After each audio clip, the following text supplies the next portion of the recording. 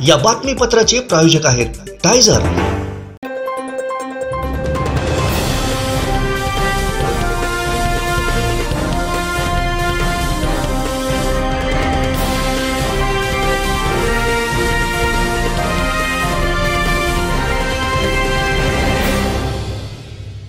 नमस्कार, आपण पाहताय कोकणचं नंबर 1 महाचॅनल कोकण सात लाईव्ह। बातमीपत्रात आपलं स्वागत। सुरुवात करूया हेडलाईन्सनं। हेडलाईन्सचे प्रायोजक आहेत टायझर, go royal with Oxford. Narayan राणेंची खासदारकी रद्द करा, विनायक राऊतांची थेट निवडणूक आयोगाला नोटीस। सिंधुदुर्गात पोलीस भरतीला सुरुवात। आणि वैभव नाईक विजयाची घोडदौड कायम राखणार की राणे पुरून उरणार? कोकण सात लाईव्हचा स्पेशल रिपोर्ट। हेडलाईन्सचे प्रायोजक होते टायझर, गो रॉयल विथ ऑक्सफर्ड। आता पाहूया सविस्तर बातम्या। Shri Tuljabhavani complex 1 BHK 2 BHK and shop project by Shri Tuljabhavani developers. चालत फक्त 5 मिनिटांच्या अंतरावर मालवण भरड नाका, चालत फक्त 5 मिनिटांच्या अंतरावर मालवण मच्छी मार्केट, चालत फक्त 5 मिनिटांच्या अंतरावर मालवण बाजार, चालत फक्त 8 मिनिटांच्या अंतरावर मालवण जेटी धक्का बंदर, चालत फक्त 10 मिनिटांच्या अंतरावर मालवण बस स्थानक, गवंडीवाडा अपोजिट आशा पार्क नियर भरड नाका, मालवण सिंधुदुर्ग। आपल्या स्वप्नातील घर प्रत्यक्षात। Contact details for booking 9773 71 27 27, 9404 15 53 77, 9969 16 05 16, 9404 44 86 27।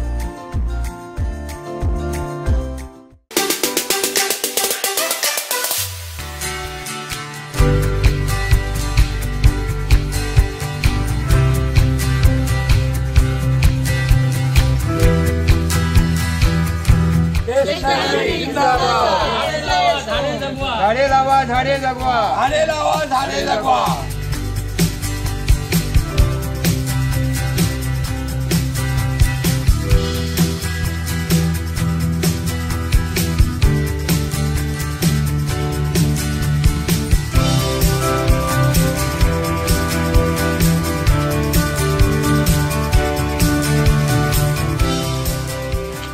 नमस्कार, मी रामदास पारकर। आज आपण एक सोनेरी क्षणाकडे आलेलो आहोत, ते म्हणजे झाडे लावा, झाडे जगवा। आणि आजचा जो इथे हा देवी भवानी मंदिर गरड इथून आपण सुरुवात करीत आहोत। आणि त्याच्यासाठी आपल्याला सहकार्य करत आहेत परिमंडळ वन अधिकारी बांदा प्रमोदजी प्रकाश सावंत आणि प्रमोदजी प्रकाश सावंत सोबत आहेत प्रमोद वसंत राणे, पदाधिकारी वनमंडळ अधिकारी माझगाव। ज्येष्ठ नागरिक संघ सावंतवाडी यांच्यातर्फे आजपासून आम्ही उपक्रम चालू केलेला आहे, झाडे लावा, झाडे जगवा। दुर्मिळ अशी झाडं आम्हाला त्यांनी दिलेली आहेत, म्हणजे एक झाड आहे ते धुपाचं आणि दुसरं नागकेशर। तर त्यासंबंधी विस्तृत माहिती माननीय प्रमोदजी सावंत हे आपल्याला सांगतात। नमस्कार राणे साहेब, आम्हाला या उपक्रमाबद्दल आपण थोडक्यात सांगावं। नमस्कार। आज या ठिकाणी माननीय उपवनसंरक्षक सावंतवाडी वनविभाग सावंतवाडी नवकिशोर रेड्डी सर यांच्या संकल्पनेतून या ठिकाणी आम्ही ह्या वर्षीचा वृक्षारोपण कार्यक्रम प्रारंभ केलेला आहे। त्या अनुषंगाने या ठिकाणी जे ज्येष्ठ नागरिक संघ यांनी आम्हाला विनंती केल्यानुसार आम्ही त्यांना सहकार्य करून त्यांच्या वतीने आज या ठिकाणी सावंतवाडीत भवानी मंदिरात या ठिकाणी वृक्षारोपण कार्यक्रम घेत आहोत। आपलं जे सावंतवाडी वनविभाग आहे ते पूर्णपणे जैवविविधतेने नटलेलं आहे। या ठिकाणी मोठ्या प्रमाणात वनसंपदा आहे आणि ती जैवविविधता म्हणजे वेगवेगळ्या प्रजातीची। आता सावंतवाडी या ठिकाणी आंबोलीचा जर परिसर घेतला तर जवळजवळ 350 ते 400 प्रजाती त्या ठिकाणी आढळतात। आणि या ठिकाणी आम्ही या नागरिकांना आव्हान करतो की त्या ठिकाणी जे औषधी वनस्पती वगैरे आहेत त्याची तुम्ही ओळख करून घ्या, त्यांची जोपासना करा, जेणेकरून पुढच्या पिढीला त्याची माहिती मिळेल आणि आपल्याला जी इकडची जी वनसंपदा आहे ती टिकून राहील। आज परिस्थिती अशी आहे की बाहेरची लोक येऊन या वनस्पतींचा अभ्यास करून पैसे कमवण्याच्या दृष्टिकोनातून प्रयत्न करत आहेत। तर या स्थानिक आपले जे तरुण आहेत त्यांना आमची विनंती राहील, ज्येष्ठ नागरिकांनी त्याबाबत जनजागृती करावी की या ठिकाणी जी जैवविविधता आहे ती जैवविविधता जोपासण्याबरोबर त्या जैवविविधतेचा अभ्यास करावा आणि जो पुढे आपल्यासाठी जी वनसंपदा आहे ती टिकवून ठेवावी। आता या ठिकाणी आपल्या जो कोकण विभाग आहे, कोकण पट्टा आहे, त्या ठिकाणी मोठ्या प्रमाणात जंगल संपदा आहे। आता काही मर्यादित आपल्या वनविभागाला थोड्या मर्यादा पडतात, कारण का वनविभागाच्या मालकीचं क्षेत्र आहे ते जवळजवळ 9% आहे। उर्वरित 91% जे फॉरेस्ट आहे ते पूर्णपणे मालकी क्षेत्रात आहे। मग मालकी क्षेत्रातील जी वनसंपदा आहे ती त्या ठिकाणी टिकून ठेवावी आणि त्याचबरोबर आमचे जे वनविभागाचे वन्य प्राणी आहेत त्या वन्य प्राण्यांचं संगोपन करण्याच्या दृष्टीने वनसंपदा खूप महत्त्वाची आहे। आणि ती वनसंपदा एवढी म्हणजे जेवढी जैवविविधतेने नटलेली आहे त्याच जैवविविधतेच्या ह्याच्याबरोबर वन्य प्राण्यांची पण जैवविविधता आहे। आम्ही सगळ्यांना आवाहन करतो की या ठिकाणी जैवविविधतेसाठी आपण प्रयत्न करावे। आता सावंतवाडीचा परिसर बघितला तर सावंतवाडीच्या पूर्ण परिसरात मोठ्या प्रमाणात जंगल आपला नरेंद्र डोंगर आहे। नरेंद्र डोंगर या ठिकाणी आम्ही एक वैज्ञानिक दृष्टिकोनातनं प्रायोगिक तत्वावर एक माहिती केंद्र स्थापन केलेलं आहे। त्या माहिती केंद्राच्या लोकांनी लाभ घ्यावा, माहिती घ्यावी आणि आपली जी वनसंपदा आहे, सावंतवाडीचं जे वैभव आहे ते सावंतवाडीचं वैभव टिकवण्याचा प्रयत्न करावा असं आम्ही वनविभागाच्या वतीने आपल्याला सर्वांना आवाहन करतो। आणि या ठिकाणी आपण ज्येष्ठ नागरिकांनी हिरिरीने सहभाग घेऊन पुढच्या पिढीला प्रोत्साहित केल्याबद्दल आम्ही वनविभागाच्या वतीने आभार मानतो। माननीय उपवन संरक्षक रेड्डी सरांनी आम्हाला या ठिकाणी समाज जागृतीच्या दृष्टिकोनातनं वनविभागातर्फे वृक्षारोपण कार्यक्रम घेण्याचे जे मार्गदर्शन केले त्याबद्दल आम्ही वनविभागाच्या वतीने तुम्हा सर्वांचे आणि आमच्या रेड्डी सरांचे आभार मानतो। नमस्कार सर, आपण सुद्धा इथे आमच्या या उपक्रमामध्ये येऊन आम्हाला सहकार्य केल्याबद्दल आम्ही ज्येष्ठ नागरिक संघातर्फे आपले दोघांचे पण आभार मानतो। या उपक्रमाला जे प्रोत्साहन देणारे आपले अण्णा देसाई आणि अण्णा देसाईंच्या बाजूलाच असलेलं भवानी मंदिर इथे त्यांनी पहिल्यांदा सुरुवात केलेली आहे, तर त्यांची तळमळ आणि त्यांची झाडाबद्दलचं प्रेम आपण जाणून घेऊया माननीय अण्णाजी यांच्याकडनं। नमस्कार, आम्ही ज्येष्ठ आमच्या ज्ञानाचा फायदा समाजाला करून देण्याच्या उद्देशानं अनेक उपक्रम राबवत आहोत। त्यापैकी हा वनसंपदा वाढवण्याचा एक उपक्रम आहे। वनविभागाच्या बहुमोल सहकार्यानं आम्ही हा उपक्रम राबवण्याचं ठरवलं। आज त्याची आम्ही सुरुवात करतो आणि जागेसाठी आम्हाला उमेश पाटणकर यांनी मोलाचं सहकार्य केलेलं आहे। उमेश पाटणकरचं सहकार्य आणि राणे साहेब आणि सावंत साहेबांचं मार्गदर्शन, वनविभागाचं सहकार्य, या विभागातून आम्ही जास्तीत जास्त झाडं जगवण्याचा प्रयत्न करणार आहोत। कारण प्राणवायूची याच्यापुढे आवश्यकता आहे, विकत घेऊन परवडणार नाही। समाजाला हे कळावं आणि फुलांच्या लाभापेक्षा प्राणवायूची जोपासना करण्यासाठी हा उपक्रम आम्ही हाती घेतलेला आहे। आजच्या या उपक्रमाला सुरुवात करायच्यासाठी जी जागा ज्यांनी दिली ते माननीय उमेशजी पाटणकर यांचं मी आमच्या या ज्येष्ठ नागरिक संघ आणि वन विभागातर्फे स्वागत करतो। त्यांनी 2 शब्द फक्त शुभेच्छा पर आम्हाला द्यावे। या ठिकाणी भवानी मंदिर या ठिकाणी ज्येष्ठ नागरिकांच्या माध्यमातून वृक्षारोपण करण्याचा कार्यक्रम इथे केलेला आहे। यासाठी मी उमेश पाटणकर माझी आमची जागा आहे या ठिकाणी त्यांना उपलब्ध करून दिलेली आहे। शुभेच्छेबद्दल मी त्यांचे आभार मानतो आणि शुभेच्छा। धन्यवाद। ज्येष्ठ नागरिक संघाच्या या उपक्रमासाठी बरेच जणांचं जे सहकार्य आहे त्यात मोठा भाग आहे व महिलांचा भाग आहे, तर आपण त्यांच्याकडनं जाणून घेऊया ही संकल्पना त्यांना कशी सुचली आणि त्याच्यामध्ये त्यांनी सहभाग कसा घेतला। याच्यासाठी महिला विभागाकडनं आम्ही प्रमुख सोनाली सावंत यांना केलेले आहे, तर ते सुद्धा 2 शब्द सांगतील। झाडे जगवा, झाडे लावा, झाडे जगवा हा एक प्रेरणादायी अशा प्रकारचा उपक्रम आहे आणि आजच्या जीवनाला तो फार अत्यावश्यक आहे असं मला वाटतं। कारण आज प्राणवायूची गरज आहे आणि दिवसेंदिवस ह्या होणाऱ्या सुधारणामुळे ते कमी कमी होत चालले आहे, वृक्षतोड झालेली आहे आणि त्यामुळे खऱ्या अर्थाने आज प्राणवायू जोपासना करण्याची किंवा तो अधिक वाढवण्याची खरी गरज आहे आणि त्यासाठी झाडांची अतिशय गरज आहे। ती लावणं, नुसती लावणं नव्हे तर ती जोपासना करणं हे त्याहीपेक्षा फार महत्त्वाचं आहे। आणि म्हणूनच आमच्या ज्येष्ठ नागरिक संघाने आणि अण्णा देसाई यांच्या प्रेरणेने अशा प्रकारचा हा उपक्रम आज राबवत आहोत, जेणेकरून ही झाडं लावली जातील आणि त्याच्यातनं अशा प्रकारे प्राणवायूचं जे विसर्जन आहे ते अधिक होईल, हवा शुद्ध होईल आणि मानवी जीवन अधिक आयुष्यमान आणि पर्यावरणाचं खऱ्या अर्थाने रक्षण होईल. धन्यवाद मॅडम. आणखीन एक विनंती करतो माननीय वजे मॅडम यांना. मी अर्चना वसे, ज्येष्ठ नागरिक संघाची एक सभासद आहे. मी या सगळ्यांचं बोलणं ऐकल्यानंतर मला एक जाणवलं की मी वसुंधरेला सांगते नमस्कार करून की हे वसुंधरे बाई गो, तू आम्हाला जे जीवन दिलेस, जे भरभरून संपदा दिलीस, ती आम्हा मनुष्य प्राण्यांनी पूर्ण तुझी वाट लावून ठेवलेली आहे. ती आम्ही पुन्हा तुला परत द्यायचा प्रयत्न करतोय. तुझ्या गर्भातलं पाणी सुद्धा आम्ही सगळं काढून घेतोय. तर आम्ही अशी प्रचंड भरपूर झाडं लावून तुला परत करणार आहोत. आम्हाला सगळ्यांना सुख शांती मिळू दे. धन्यवाद. धन्यवाद. भवानीचा आशीर्वाद आहे. आपण या भवानी मंदिराच्या बाजूलाच इथे सुरुवात केलेली आहे. ज्येष्ठ नागरिक संघ सावंतवाडी बरेच उपक्रम राबवत असते, पण हे राबवण्याच्या मागे ज्या ज्या व्यक्ती आहेत त्या फक्त नुसतं असं कागदावरती ठेवत नाहीत, तर त्या ज्या काही गोष्टी आहेत तर त्या गोष्टी पूर्णत्वाला नेतात. तर त्याचं श्रेय सगळ्यांनाच आहे. पण त्याचबरोबर आमचे सेक्रेटरी माननीय प्रकाशजी राऊळ यांनी सुद्धा फार मोठं याच्यासाठी योगदान दिलेलं आहे. त्यांच्याकडनं जाणून घेऊया. नमस्कार. यावर्षीची उन्हाळ्याची तीव्रता लक्षात घेता आमच्या संघाला ही कल्पना सुचलेली आहे. संपूर्ण जगाची समस्या आहे ग्लोबल वॉर्मिंग. ही समस्या हलकी करण्यासाठीच आम्ही हा उपक्रम घेतलेला आहे. ज्येष्ठ नागरिक संघाचे वर्षभर अनेक उपक्रम असतात, त्यापैकी पर्यावरण संतुलन राखण्यासाठी हा उपक्रम आम्ही हाती घेतला आणि अण्णांच्या प्रेरणेने या उपक्रमाला आपण सुरुवात केलेली आहे. संपूर्ण जगामध्ये ही जी ग्लोबल वॉर्मिंग समस्या आहे ती कमी करण्याच्या दृष्टीने नक्कीच चांगली असेल आणि प्रेरणादायी आहे असं आम्हाला वाटतं. म्हणून आम्ही या ठिकाणी हा उपक्रम हाती घेतलेला आहे. धन्यवाद.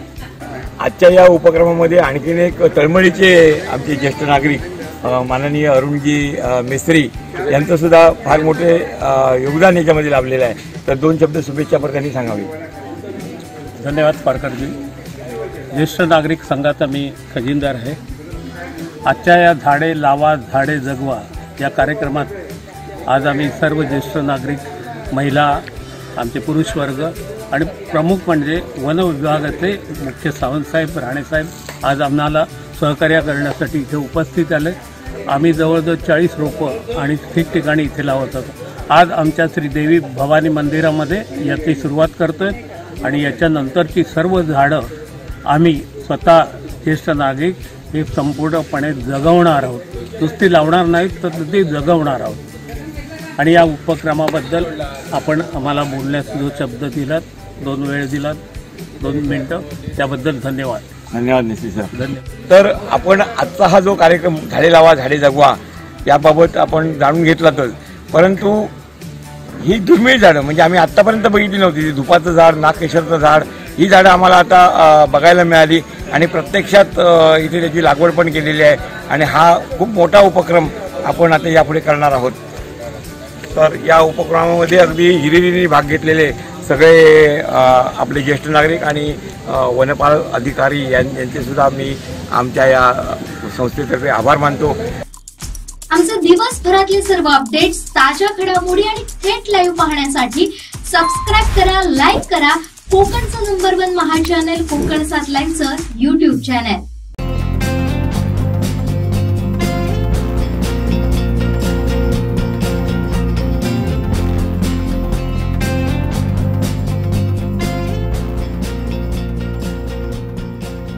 अनंत टिप्या रिफ्रेश व्हा. सिंधुदुर्ग जिल्ह्यातील आंबा, काजू, भात उत्पादक शेतकऱ्यांच्या कर्जमाफीबाबत जिल्हाधिकाऱ्यांना राष्ट्रवादीकडून निवेदन देण्यात आलं. राज्य सरकारनं कार्यवाही करून शेतकऱ्यांना न्याय मिळवून न दिल्यास पावसाळी अधिवेशनात विधान भवनासमोर शेतकऱ्यांसह ठाण मांडून बसू असा इशारा राष्ट्रवादी काँग्रेस शरदचंद्र पवार पक्षाच्या कोकण विभाग महिला अध्यक्षा अर्चना घारेपरव यांनी दिलाय. आपला कोकणचा शेतकरी हा बरेच वेळा शेतीवर उपजीविका करत असतो आणि कोकणातल्या शेतकऱ्यावर ही नेहमीच आसमानी संकटाची टांगती तलवार असते आणि आता सुलतानी संकट पण ओढवलेलं आहे. शेतकऱ्यांना बरेच वेळा आश्वासनं दिली गेली पण ती कोणतीही पूर्तता गेले 5-6 वर्षात झालेली नाहीये. आज प्रोत्साहनपर रक्कम जी शेतकऱ्यांना मिळत होती नियमित कर्जफेड केल्यानंतर, पण ती काही शेतकऱ्यांना मिळाली पण बऱ्याच शेतकऱ्यांना अजून मिळालेली नाहीये. त्याच्यानंतर खावटी कर्ज हे जवळपास 7,500 शेतकऱ्यांनी घेतलं, पण 12.5 कोटी जवळपास येणं, अजून त्या कर्जमाफी संदर्भात येणं बाकी आहे. GR आलेला आहे, पण अजूनही कर्जाची परतफेडची रक्कम शेतकऱ्यांच्या खात्यात येत नाहीये. आणि असे मध्यम मुदत असेल आणि 2 लाखावरची कर्जमाफी असेल, हे अनेक विषय शेतकऱ्यांचे प्रलंबित आहेत. आणि या संदर्भात आम्ही सर्व राष्ट्रवादी परिवार आणि आमचे शेतकऱ्यांचे अध्यक्ष श्यामसुंदर राय हे सगळे शेतकरी बांधव इथे आलेले आहेत. आणि जर सरकारने याच्यावर लवकर कार्यवाही केली नाही आणि याच्यावर शेतकऱ्यांना न्याय दिला नाही, तर आम्ही येत्या पावसाळी अधिवेशनात तिथे अधिवेशनासमोर शेतकरी ठाण मांडून बसतील आणि राष्ट्रवादी काँग्रेस पार्टी हे मोठ्या संख्येने तिथे उपस्थित असेल, असा इशारा सरकारला आम्ही आज देत आहोत.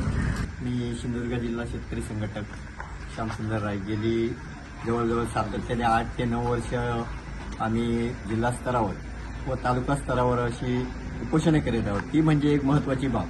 अनेक शेतकरी दोन्ही कर्जमाफी झाल्या, पण दोन्ही कर्जमाफीमध्ये जवळजवळ आज सिंधुदुर्ग जिल्ह्यातील शेतकरी वंचित आहेत. यासाठी अनेक वेळा उपोषणे आंदोलने करून जवळ आज जर विचार केला तर यासाठी अनेक लोकप्रतिनिधी सुद्धा आज आश्वासने दिली, परंतु आज खावटी म्हणा, मध्यम म्हणा, अल्प म्हणा, हे शेतकरी आज वंचित आहेत. पण आज त्या शेतकऱ्यांची जर परिस्थिती बघितली तर आज शेतकरी आज कर्जही भरू शकत नाही. कारण गेले 2014 पासून जर वस्तुस्थिती बघितली तर कोविड काळापासून मध्ये हवामान बदल करणं, अशी नैसर्गिक आपत्ती, त्यामुळे शेतकऱ्यांच्यात बरेचसे नुकसान झालेले आहे. आणि आताही शेतकरी कर्जमाफीपासून वंचित आहे.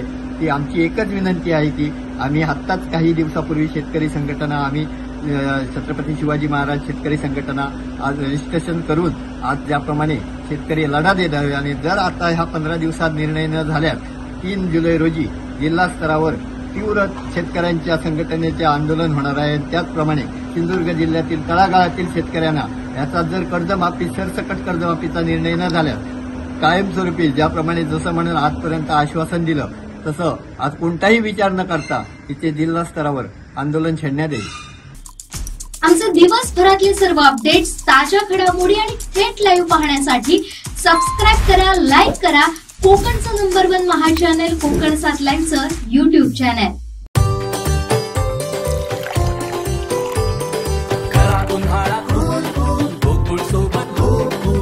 गोकुळ सोबत गोकुल. सिंधुदुर्ग जिल्ह्यात पोलीस भरतीला सुरुवात झाली आहे. 118 पोलीस शिपाई आणि 24 चालक मिळून एकूण 142 पदांसाठी ही भरती होते. अधूनमधून रिमझिम पाऊस असला तरी पोलिसांनी योग्य ती काळजी घेतलेली पाहायला मिळते. या पोलीस भरतीसाठी राज्यभरातून युवक दाखल झालेत.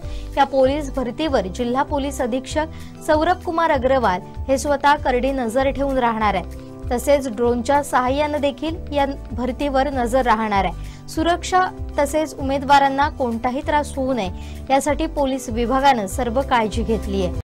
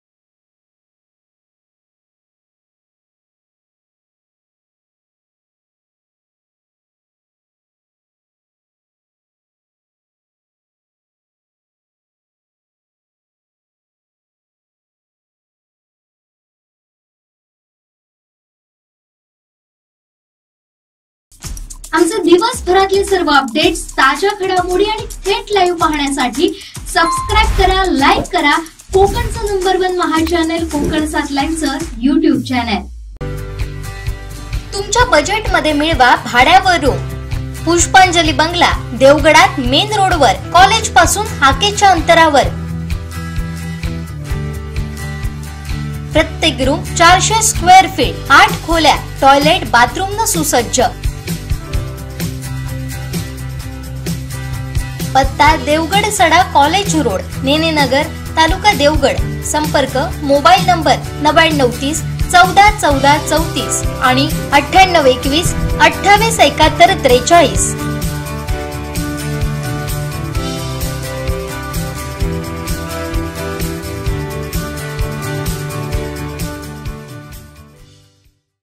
लोकसभा निवडणुकीत माजी केंद्रीय मंत्री नारायण राणे यांनी बाजी मारल्यानंतर आता विधानसभा निवडणुकीची चर्चा होऊ लागली आहे.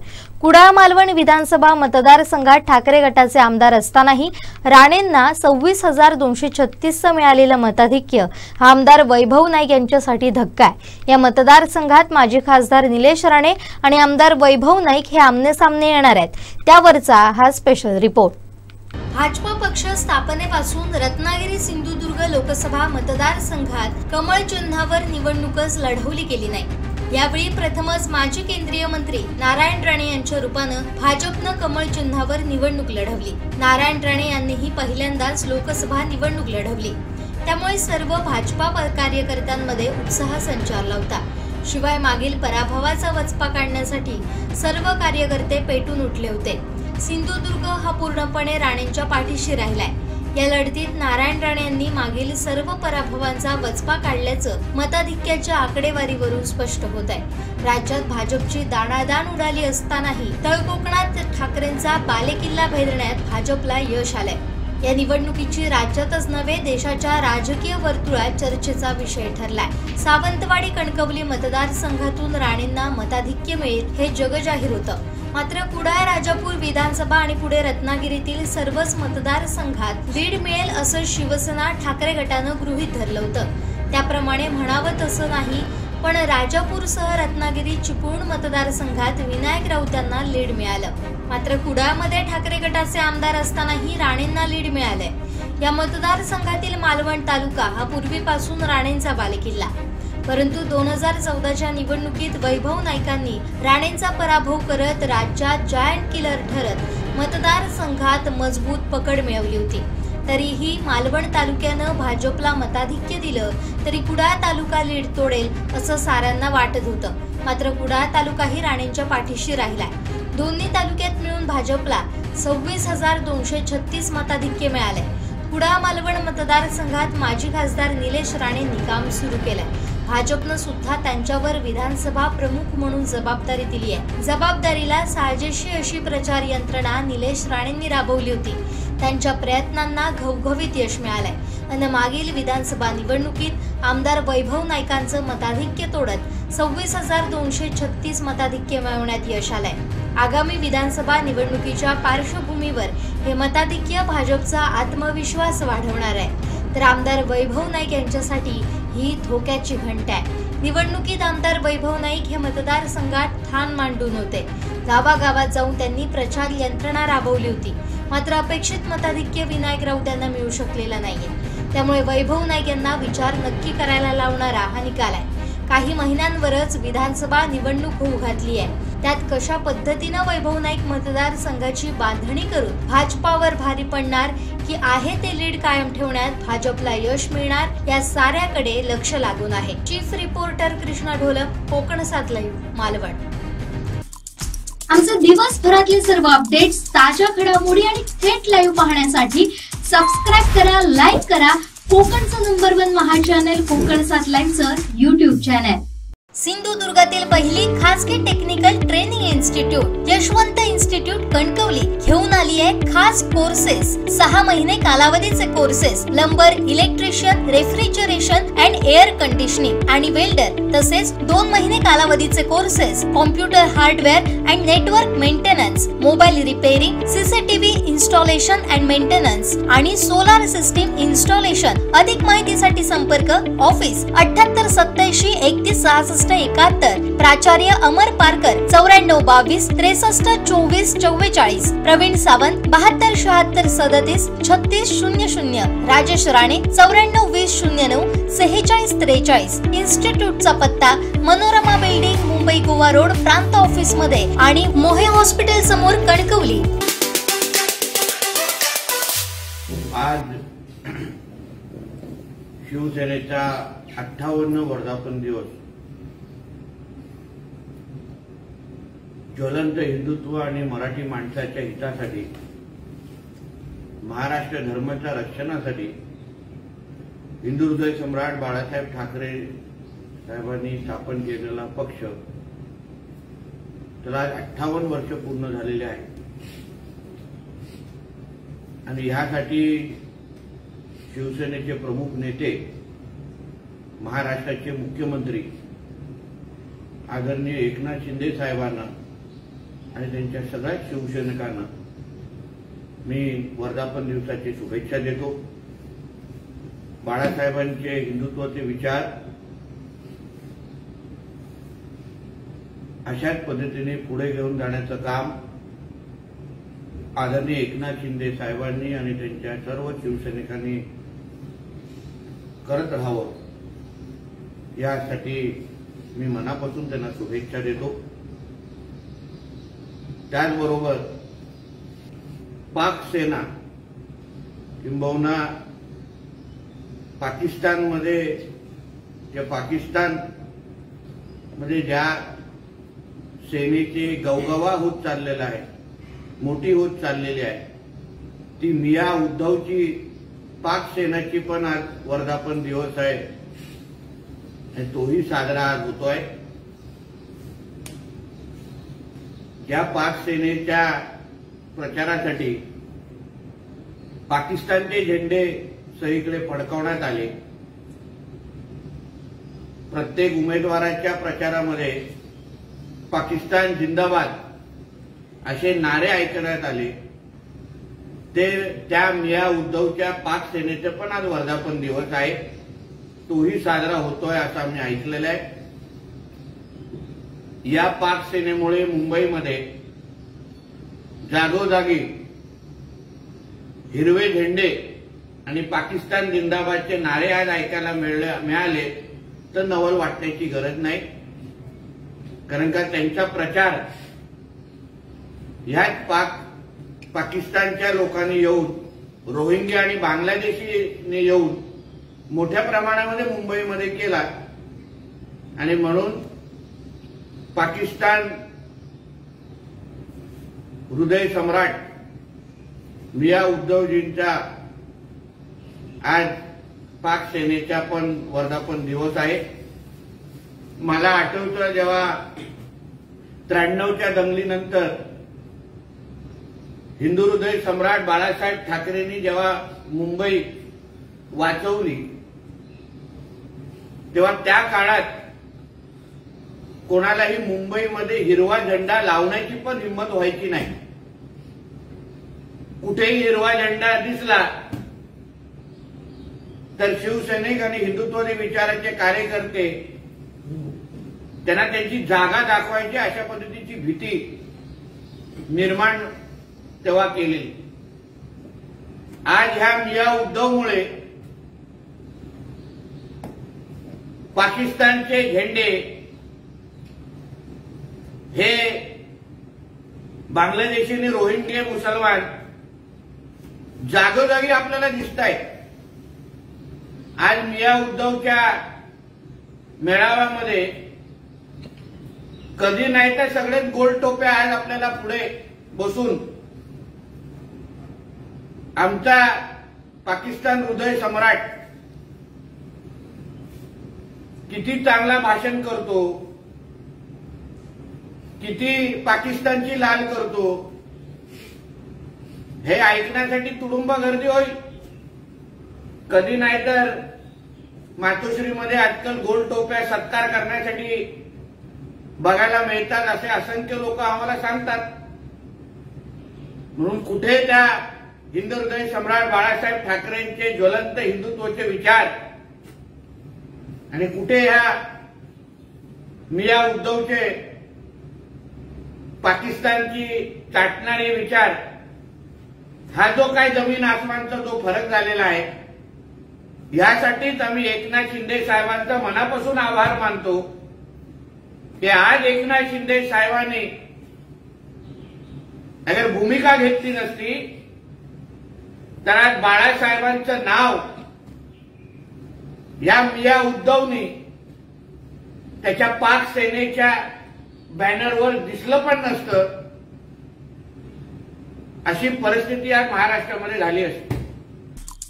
आमचे दिवसभरातले सर्व अपडेट्स, ताज्या घडामोडी आणि थेट लाईव्ह पाहण्यासाठी सबस्क्राईब करा, लाईक करा कोकणचं नंबर 1 महा channel Konkan 7 लाईव्हचं YouTube channel.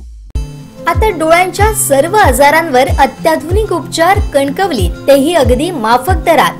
Nap I hospital Miraj संचलित विवेकानंद नेत्रालय आणि रेटिना सेंटर मध्ये आजपर्यंत 15,000च्या वर डोळ्यांची ऑपरेशन्स, विना टाका, विना इंजेक्शन, मोतीबिंदू शस्त्रक्रिया, डोळे तपासणी, चष्मा, तिरळेपणा आणि डोळ्यांच्या सर्व आजारांवर उपचार. डायबेटिक आणि उच्च रक्तदाब असलेल्या रुग्णांवरही डोळ्यांचे उपचार. आजच संपर्क करा विवेकानंद नेत्रालय आणि रेटिना सेंटर, प्रहार कार्यालयाच्या शेजारी, सनराइज टॉवर, श्रीधर नाईक चौक, मुंबई गोवा हायवेवर, कणकवली. संपर्क क्रमांक 9850 84 93 15, 8408 80 35 36 आणि 023 67 23 39 33.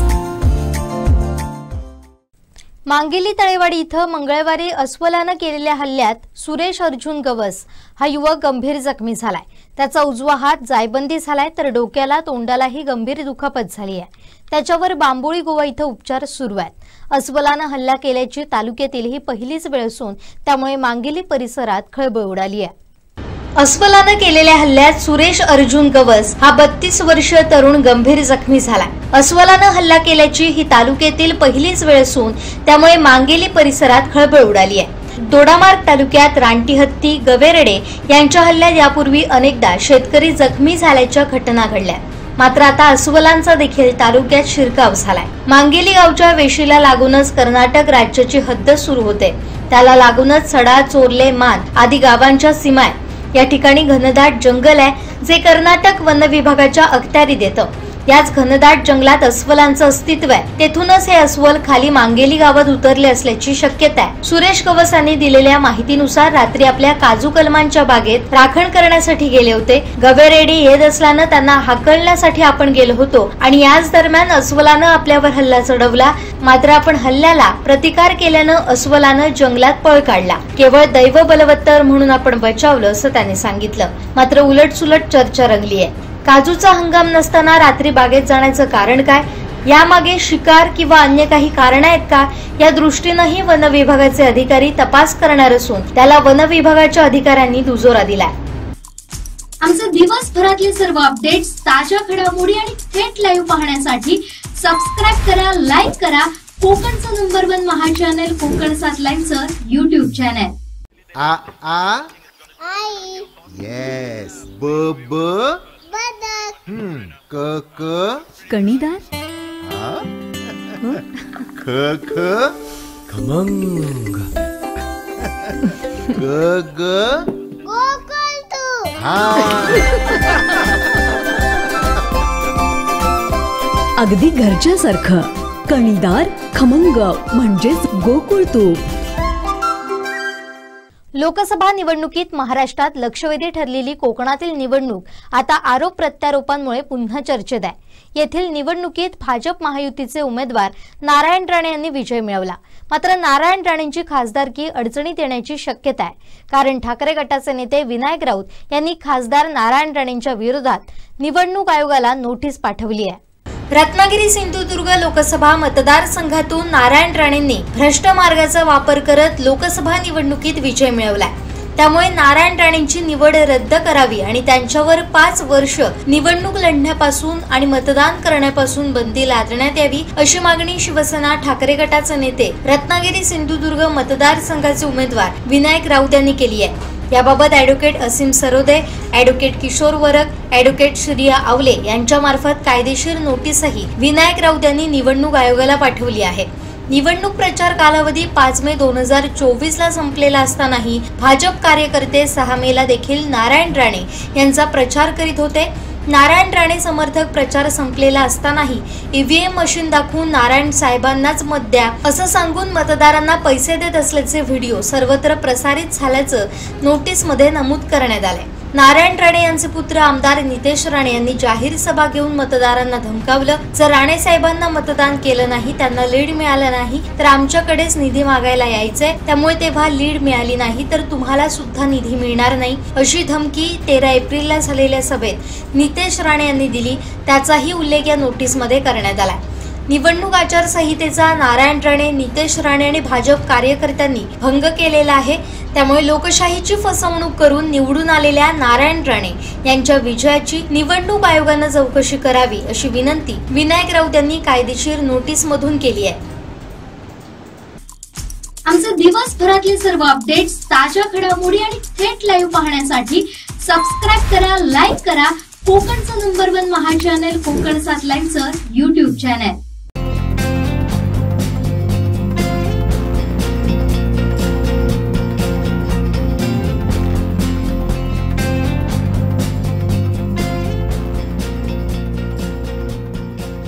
अनंत टिप्या रिफ्रेश व्हा. सरकारनं आरक्षण दिलं नाही तर मराठा आंदोलक मनोज जरांगे विधानसभा निवडणूक लढण्याच्या तयारीत आहेत. त्यासाठी त्यांनी 127 जागांवर पहिला सर्व्हे देखील केलाय. खुद्द जरांगेंनी एका वृत्तवाहिनीशी बोलताना ही घोषणा केली आहे. मात्र ते स्वतः निवडणूक लढवणार नाही. स्वतःचा पक्ष काढून उमेदवार उभे करायचे की अपक्ष म्हणून उभे करायचे हे अजून ठरलेलं नाहीये.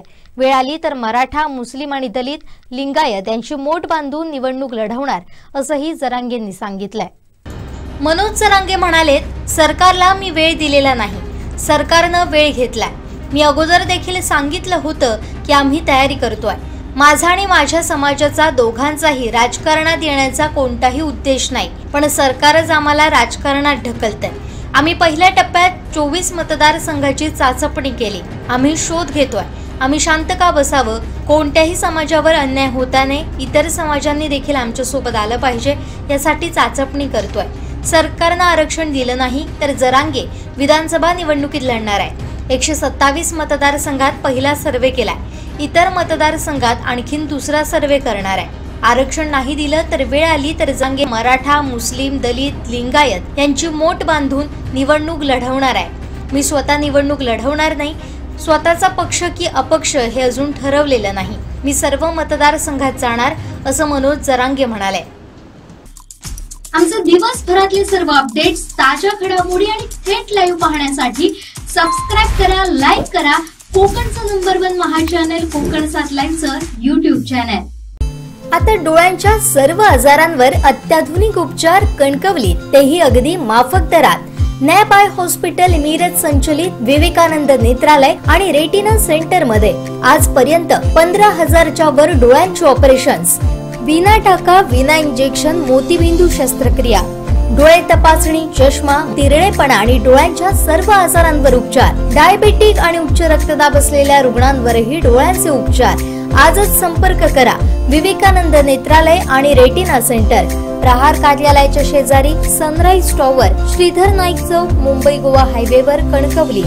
संपर्क क्रमांक 9850 84 93 15, 8408 80 35 36 आणि 023 67 23 39 33. आंबोली घाटात गाडीला बाजू देण्याच्या कारणावरून 2 गटात वाद झाला होता. हा वाद या दोन्ही गटाच्या अंगलटी आलाय. या प्रकरणी तब्बल 29 जणांवर आंबोली पोलीस ठाण्यात गुन्हा दाखल करण्यात आलाय. किरकोळ कारणावरून झालेल्या वादात आंबोली घाटात दंगा केल्याप्रकरणी गडहिंग्लजसह बांदा, टेगवे, माझगाव येथील तब्बल 29 जणांवर आंबोली पोलीस ठाण्यात गुन्हा दाखल करण्यात आलाय. ही कारवाई उशिरा करण्यात आली. यात त्यांच्यावर मनाई आदेशाचा भंग करून सार्वजनिक ठिकाणी दंगामस्ती केल्याप्रकरणी गुन्हा दाखल करण्यात आलाय. याबाबतची फिर्याद पोलीस अंमलदार राजेश नाईक यांनी दिली.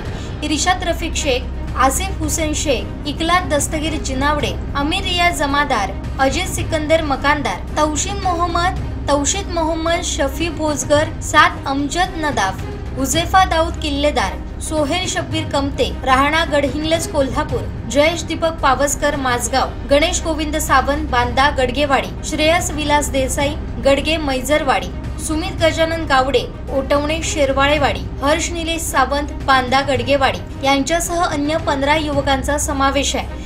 गाडीला बाजू देण्याच्या कारणावरून या दोन्ही गटात वाद झाला होता। या दोघांनी एकमेकांना मारहाण केली होती। त्यातील काही जण आंबोलीच्या जंगलात पळून गेले होते। रात्री उशिरा ते पोलीस ठाण्यात आले, मात्र दंगा केल्याप्रकरणी दोघांवर गुन्हा दाखल करण्यात आलाय। याबाबतची माहिती सावंतवाडी प्रभारी पोलीस निरीक्षक श्रीकांत इंगवले यांनी दिली। आमचे दिवसभरातले सर्व अपडेट्स, ताज्या घडामोडी आणि थेट लाईव्ह पाहण्यासाठी सबस्क्राइब करा, लाईक करा कोकणचं नंबर 1 महा चॅनल कोकण 7 लाईनचं YouTube channel. Shri Tuljabhavani complex 1 BHK 2 BHK and shop project by Shri Tuljabhavani developers. चालत फक्त 5 मिनिटांच्या अंतरावर मालवण भरड नाका, चालत फक्त 5 मिनिटांच्या अंतरावर मालवण मच्छी मार्केट, चालत फक्त 5 मिनिटांच्या अंतरावर मालवण बाजार, चालत फक्त 8 मिनिटांच्या अंतरावर मालवण जेटी धक्का बंदर, चालत फक्त 10 मिनिटांच्या अंतरावर मालवण बस स्थानक, गवंडीवाडा अपोजिट आशा पार्क नियर भरड नाका, मालवण सिंधुदुर्ग। आपल्या स्वप्नातील घर प्रत्यक्षात।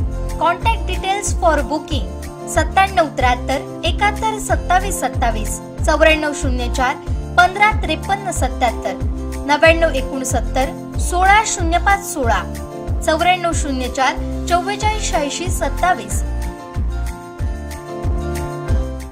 वैभववाडी तालुका पत्रकार समितीच्या वतीनं तालुक्यातील गुणवंत विद्यार्थ्यांचा सत्कार करण्यात आला।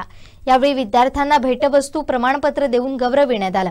वैभववाडी तालुक्यात गुणवंत विद्यार्थ्यांचा गुणगौरव सोहळा येथील अर्जुन रावराणे विद्यालयाच्या सभागृहात पार पडला।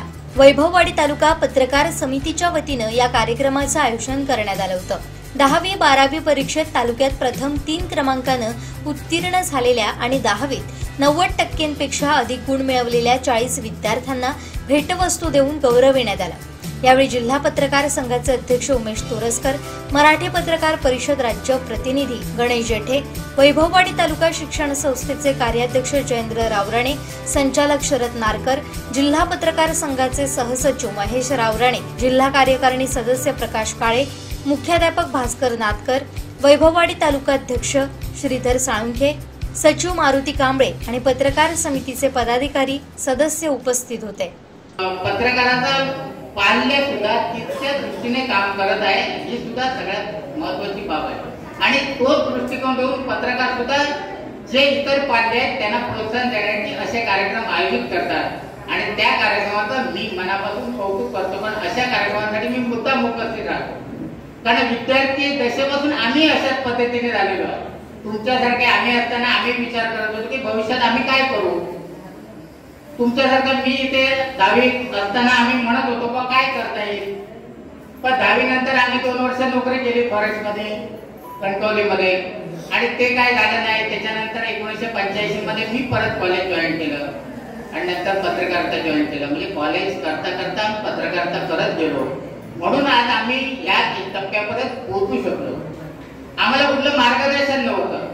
वडिलांनी त्यावेळी आम्हाला सांगितलं बा नोकरी करायची तर कर। 10वी झाल्यानंतर आम्ही नोकरी केली, पण ती त्या काळात काही मर्यादा होती। आज सुद्धा नोकरीच्या दृष्टीने महेश रावराणे एक मुद्दा उपस्थित केला की 17,000 जागा आणि 17 लाख फॉर्म अर्ज आले। किती लोकांना सरकार नोकरी देऊ शकतो? देऊ शकत नाही। त्याच्यामुळे आपण ठरवलं पाहिजे आज आपण तुमचं नोकरी बघणार की व्यवसाय करणार की आणि काय करणार। माझ्या मुलाने असं ठरवलं तर मी माझ्या मुलाची पण हीच इच्छा होती की मुलाने माझ्या नोकरी करावी, पण माझा मुलगा त्यावेळी बोलला पप्पा नाही मला नोकरी नको, मी व्यवसाय करणार। आता सगळे पाळले आहेत म्हणा की हे काय अंबानी टाटा बिर्लाच्या पोटी जन्माला येत नाही, प्रत्येक गरीबाच्या पोटी जन्माला येतात। पण त्यांनी टाटा बिर्ला अंबानी कशा पद्धतीने व्यवसायाशी निगडीत होऊन काम केलंय दूरदृष्टी ठेवून आपण जर सगळ्यांनी काम केलं तर तिथपर्यंत आपणही पोहोचू शकतो, हे सगळ्यांनी लक्षात ठेवलं पाहिजे। त्याच्यामुळे असं नाही की नोकरी मिळाली म्हणजे मी एस्टॅब्लिश होणार असं नाही। व्यवसाय सुद्धा हा एस्टॅब्लिश करू शकतो माणसाला, अशी अनेक उदाहरणं आहेत। त्याच्यामुळे आपण सुद्धा नोकरीच्या मागे न लागता आजच ठरवलं पाहिजे की मी व्यवसायात किती प्रगती करून कुठल्या पद्धतीचा व्यवसाय निवडू शकतो, हेच मी आज ठरवलं पाहिजे। कॉलेजमध्ये गेल्यानंतर तुम्ही ठरवू शकत नाही का, तिथे एक मर्यादा असते कॉलेजच्या जीवनात। तुम्ही आज ठरवलं पाहिजे की कॉलेज केल्यानंतर मी या व्यवसायात जाणार, मी कॉलेज केल्यानंतर मी डॉक्टर होणार, इंजिनियर होणार, या आहे, पण त्याचबरोबर मी व्यवसाय कुठला निवडणार हे तुम्ही आज ठरवलं पाहिजे। कारण नोकरीच्या अपेक्षेपेक्षा गावात राहून साहेबांनी सांगितलं तसं मुंबईत राहून नोकरी नाही. मुंबईत अनेक आमचे मित्र आम्ही बघतो आहोत, हॉटेलमध्ये वेटरचं काम करतात, गावी आले की फुटात येतात. आम्हाला माहिती आहे त्यांची परिस्थिती. पण ही परिस्थिती का निर्माण झाली तर प्रत्येकाचा एक प्रवाह आहे की मी मुंबईला जातो असं नाही आहे. मुंबईत आताची नोकऱ्यांची संख्या खूप कमी झालेली आहे आणि कोरोनानंतरची परिस्थिती अतिशय बिकट झालेली आहे. आणि या परिस्थितीत आपण ठरवलं पाहिजे की गावातच राहून आपल्याला व्यवसाय नोकरी निवडायची असेल तर नोकरी किंवा निवडायची ती काय करू शकतो हे तुम्ही आज ठरवलं पाहिजे. आमचे अनेक पत्रकार होते, आम्ही संस्थेच्या माध्यमातून प्रत्येकाला का सांगतो की तुम्ही आजच तुमचं ध्येय निवडलं पाहिजे. तुम्ही म्हणाल माझे पालक निवडतील हे निवडतील, नाही. आमच्या पालकांनी काही निवडलं होतं, आम्ही स्वतः निवडलं. जेठे साहेबांनी आपलं ध्येय आपण निवडलं किंवा एकनाथजीने आपलं ध्येय आपण निवडलं नाही. प्रत्येक मुलाने आपलं ध्येय आपण निवडलं पाहिजे. पालक हे मार्गदर्शन करत राहणार, आर्थिक पाठबळ देत राहणार, पण क्षेत्र हे निवडण्याची जबाबदारी तुमची आहे आणि तुम्ही त्याच्यात सक्षमपणे काम केलं तर भविष्यात आज ते विद्यार्थी आहेत ते विद्यार्थ्यांना आता व्यवसाय चांगल्या पद्धतीने काम करतील अशी अपेक्षा मी व्यक्त करतो. आज मला इथे बोलवलं, तिने माझा गौरव केला, त्याबद्दल मी मनापासून धन्यवाद देतो आणि अशा चांगल्या कार्यक्रमासाठी वैभववाडी तालुका पत्रकार समितीला मी कायम धन्यवाद देत राहील. सर्व कोणी इथे रिकामी नाही आहे. तुम्हाला अनेकांना इथे नोकऱ्या आहेत, व्यवसाय आहेत, अनेक मार्ग आहेत आणि त्यासाठी शिक्षण चांगलं घ्यानी करा. परंतु मुंबई किंवा शहराचीच वाढ करायला पाहिजे असं काही आवश्यक नाहीये. आपलं जीवन अधिक समृद्ध आणि सुखी होण्यासाठी आपण आपला स्वतःहून प्रयत्न केला पाहिजे. आणि एक गोष्ट सांगतो आणि मी माझं भाषण संपवतो, तरुण मुलं आहेत म्हणून सांगतो. एक काळ असा होता की ओळखीतून प्रेम प्रकरण व्हायची पूर्वी, म्हणजे समोरासमोर गाठीभेटी व्हायच्या, प्रेम प्रकरण व्हायची, बरीचशी लग्न व्हायची, काही वेळा पडून जायचे. आता पडून जाण्याचं प्रमाण कमी झालं. इतर म्हणजे लव्ह मॅरेज वाढली पण पडून जाण्याचं आई वडील म्हणतात कशाला आता पोरगी पडून जाणार आहे, आपण चांगली मोठ सवय टाकायची आपणच लग्न लावून द्या. तेव्हा पडून जाण्याचं प्रकरण थांबलेलं आहे, कमी प्रमाणात झालेलं आहे. पण मुद्दा मी असा उपस्थित करतो की तुम्ही तरुण आहात, तुमचं भवितव्य आहे म्हणून की प्रेम वगैरे ह्या ज्या भानगडी आहेत ना, या फार माइंड गेम आहे. तो माइंड गेम, त्यात काही तथ्य नसतं. आणि म्हणून जे आता पूर्वी ओळखीतून प्रेम व्हायचं, आता 19% भारतातल्या 19% लग्न ही ऑनलाईन प्रेमातून होतात. ऑनलाईन प्रेमातून. आणि जेव्हा आमच्या जिल्ह्यामध्ये दररोज एक घटस्फोटाचं प्रकरण दाखल होतं आणि यातली 70 ते 80% प्रकरणं ही लव्ह मॅरेज म्हणून झालेली असतात. जे लग्न होतं 4 महिन्यामध्ये घटस्फोट. याचं कारण असं की लव्ह मॅरेज. आम्ही म्हणत नाही लव्ह मॅरेज करू नका, नाही तेवढे आम्हाला शिव्या द्या. मुद्दा एकच आहे की जरा बघून वगैरे व्यवस्थित काहीतरी, जरा लगेच घाई घालायची आवश्यकता नाही. आणि सगळ्यात महत्वाचं म्हणजे माझी विनंती राहील, इथे पालक पण आहेत, तुमच्या मुलीचं लग्न तुम्ही 26-27च्या आत वयाच्या आत करू नका आणि मुलाचं लग्न 30 वर्ष वयाच्या आत करू नका. एवढं जर तुम्ही पाळलं ना तर तुमची मुलं आणि मुली कधीही वाह्यात जाणार नाही, तुम्हाला त्यांचं चांगलं भवितव्य दिसेल. आणि माझी सगळ्या मुलींना आणि मुलांना विनंती आहे की तुम्ही ठरवून टाका की मी माझ्या आयुष्यामध्ये मुलगी असेल तर 27-28 नंतर आणि मुलगा असेल तर 30-31 नंतर. कारण तोपर्यंत तुम्ही शारीरिकदृष्ट्या मॅच्युअर्ड होता आणि सगळ्यात म्हणजे बौद्धिक आणि कमाई पण करायला लागता, त्यामुळे स्वाभिमानाने जगता. तर अशा पद्धतीने आपण आपलं जीवन जगण्याचा प्रयत्न केला. बऱ्याचशा वक्त्यांनी इथे सांगण्याचा तुम्हाला प्रामाणिक प्रयत्न केलेला आहे, तुम्ही शांतपणे ऐकून घेतलेला आहे, त्याबद्दल मी सर्वांचे आभार व्यक्त करतो. मला आमच्या मनोजराव सावंते, नाथाभाऊ आणि सर्वांनी इथे बोलावलं आणि मला बोलण्याची संधी दिली. माझे मित्र रावराणे साहेब यांनीही व्यासपीठ देण्याची तुम्हाला आपल्या पत्रकारांना यापुढचा शब्द दिला आहे. आमचे दिवसभरातले सर्व अपडेट्स, ताज्या घडामोडी आणि थेट लाईव्ह पाहण्यासाठी सबस्क्राईब करा, लाईक करा कोकणचं नंबर 1 महा चॅनल कोकण 7 लाईव्हचं YouTube चॅनल.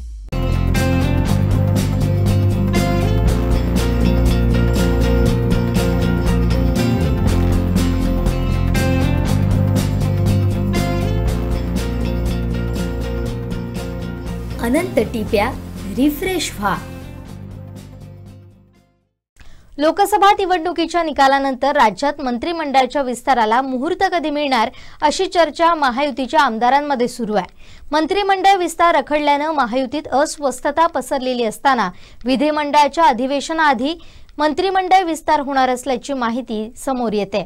विधानसभा निवडणुका होऊ घातलेल्या राज्यांच्या कोअर कमिटीची बैठक दिल्लीत पार पडली. त्यात विधानसभेच्या रणनीतीवर मंथन करण्यात आलं.